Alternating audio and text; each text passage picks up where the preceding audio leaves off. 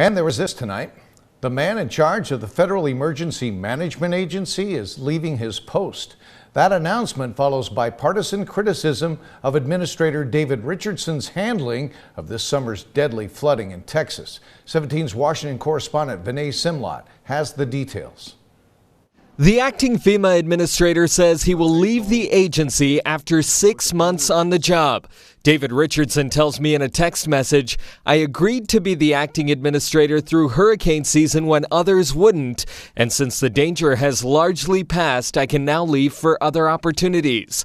Richardson says many were asked to run FEMA, and he says, quote, "I didn't hesitate."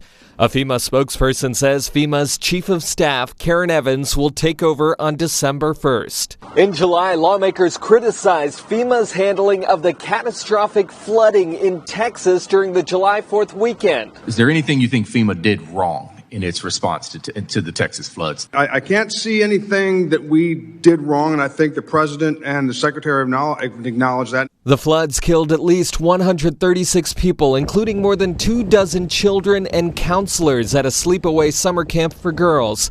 Democrats scrutinized Richardson's whereabouts. You were nowhere near Texas at the critical moments in the search and rescue, and you did not even show your face for more than a week after the flood. I was in constant communication with the state of Texas, DHS, and the White House, handling the disaster immediately when I found out. Richardson tells me he was on his way to Gettysburg with his kids when he heard about the flooding and worked the phone for the next 4 days. He said in the hearing he returned to Washington on the day after the flooding. I asked whether the administration was trying to fire Richardson. He responded, "Nope." In Washington, I'm Vinay Simlot.